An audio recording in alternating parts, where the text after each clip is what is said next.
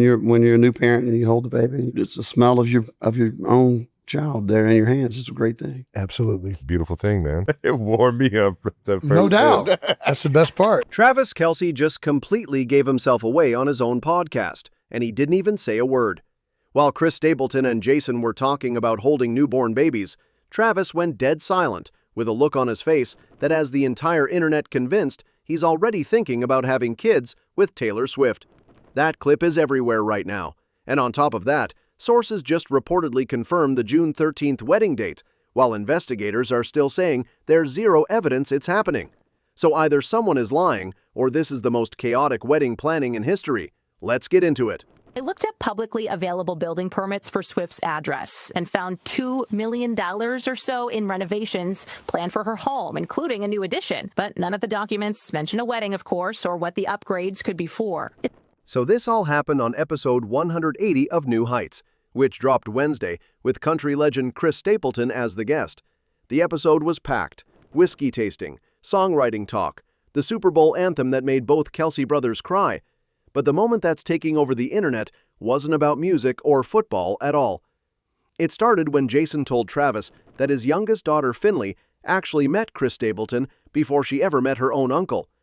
Jason explained that when Finnley was born, she was so new they couldn't leave her at home, so they brought her to a George Strait concert where Stapleton was also performing. Chris held the baby backstage, and that's when the conversation shifted into something nobody expected. Chris met Finnley before you met Finn.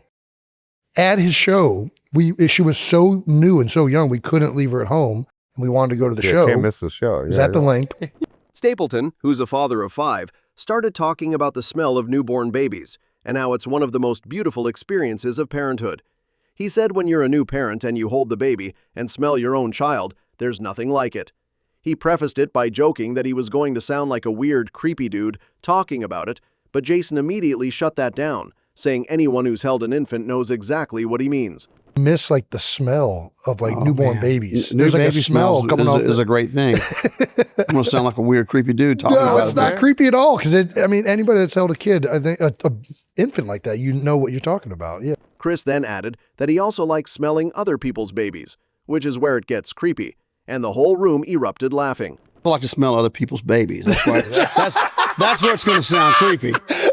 Pardon me, sir. Can I smell your baby? But here's the thing. While Jason and Chris were going back and forth about fatherhood and newborns, Travis was barely speaking. He called it a beautiful thing at one point, but mostly he just sat there with this look on his face that fans are describing as pure longing. One fan wrote that you can see in Travis's eyes that he's imagining the moment when he gets to smell his own kids, and called it heartwarming. Another said Travis got real quiet and he never gets quiet, which is the most accurate observation anyone has made about Travis Kelce in the history of this podcast.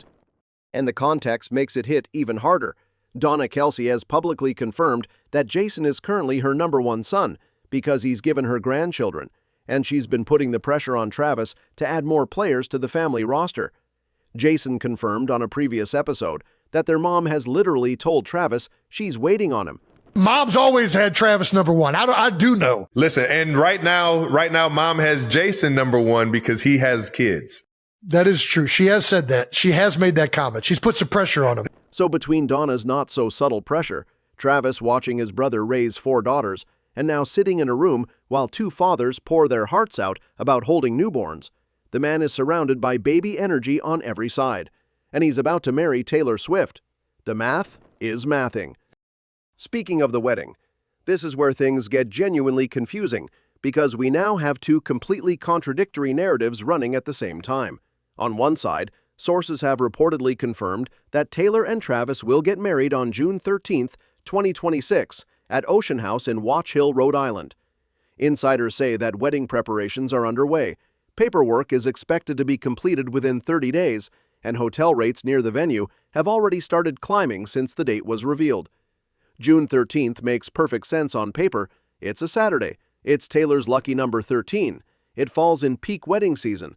It's outside the NFL calendar, and it's just 2 days after Taylor is set to be inducted into the Songwriters Hall of Fame on June 11th. But on the other side, journalists literally went to Watch Hill and found nothing.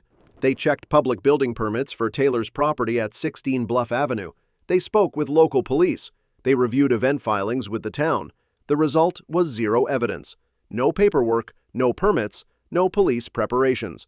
They looked at publicly available building permits for Swift's address and found $2 million or so in renovations planned for her home, including a new addition. But none of the documents mention a wedding, of course, or what the upgrades could be for. Wedding planner Kate Murtaugh pointed out that Watch Hill has limited hotel capacity, seasonal traffic issues, and would need massive security infrastructure for an event this size, none of which is being built. I think that it was just a very natural path because people saw she was doing construction all summer. It's a small town, so it's challenging. There are not big brand hotels. Ocean House's own marketing director has previously denied the rumor that Taylor bought out another couple's wedding date, killing that theory too. So we're sitting here with insider sources saying June 13th at Ocean House is confirmed, and actual investigators on the ground saying there's literally no trace of it happening. Both of these things cannot be true at the same time, unless Taylor Swift is operating at a level of secrecy that would make intelligence agencies jealous, which, honestly, nobody would put past her. The fan theory that's gaining the most traction right now is that the Watch Hill narrative is a deliberate decoy. Taylor lets the tabloids run with Rhode Island, while the real wedding is being planned somewhere completely different, possibly Tennessee, which sources previously mentioned as an alternative. One fan pointed out that Taylor would never let real wedding details leak through gossip columns when she literally dropped entire albums with zero warning. Donna Kelce's response when asked if she signed an NDA was just, "They know I can keep a secret," delivered with the exact energy of someone who won the traders by lying to everyone's face for weeks. Did you have to sign an NDA even though you're the mother? No. No, they know I can keep a secret. Are you looking forward to the, mother-son dance at the wedding? Oh, I'm sure it'll be interesting. Oh, yeah? For sure. Kylie Kelce was asked in an interview and said she has no idea, which is either the truth or the most committed poker face in the Kelce family. You're not going to lie. Yes. I know. Not gonna lie. I know. You're not going to get yourself in trouble Never. either. Do we think there's a wedding this year? Oh, I don't know. Okay. Do you really not know? I have no idea. We're so excited to celebrate, though. I know, of course. We can't wait. We all are. Yeah. Every single person around this wedding is either genuinely in the dark or performing at an Oscar-worthy level. And then there's Travis himself, who hasn't publicly said a word about any of it. No wedding updates, no retirement announcement, no contract news. Just a man sitting on a podcast going completely silent while his brother and Chris Stapleton talk about the magic of holding a newborn baby, calling Taylor "my Taylor" like it's the most natural thing in the world. I've talked to Taylor, my Taylor, about this a few times, but she grew up in the country world in Nashville and in high school and coming up, and she raves about how together they are, how they maneuver on tour and stuff like that. She was underneath a lot of these big country singers. And then sneaking out to a members-only club in New York City on a Wednesday night holding her hand. The Chiefs have cleared over $50 million in cap space and are publicly begging him to come back. We've kind of taken a different approach with Travis in the sense that I think, we've kind of prepared for either scenario. And Coach had mentioned on Friday, he's had great dialogue with Travis on our end, myself, Chris Stapleton, Travis's crew. We've had some good dialogue there. Travis is the best. He's an icon, and hopefully he comes back, and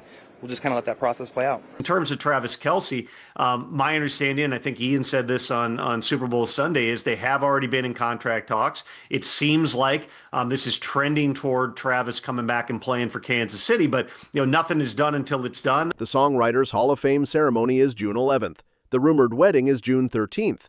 Donna wants grandkids. Travis is suspiciously quiet about babies. And somewhere in London right now, Taylor Swift is reportedly hiding out with 20 people ahead of the Brit Awards tomorrow. Every single piece of Travis Kelce's future, football, wedding, family, is converging into the next 4 months. And the only person who seems completely unbothered by all of it is the man at the center of it all. That silent smile during the baby conversation told us more than any press conference ever could. We genuinely think Travis Kelce already knows exactly what his life is about to look like. He's just not telling anyone yet. So these are from Travis. Oh, these are so beautiful. I love that he doesn't even have to sign them anymore. I had that as a bucket list item in my mind of like, yeah, there's unbelievable courses all over the world, but if I could ever get a shot at the 16th hole at Waste Management, I can't pass that up. I was telling Dennis, like, no, sweetie, I have to go. I'm sorry. Yeah. I have to do this. And I was staring at the ball this long. I don't remember doing that. That's all for this video, folks. See you next time.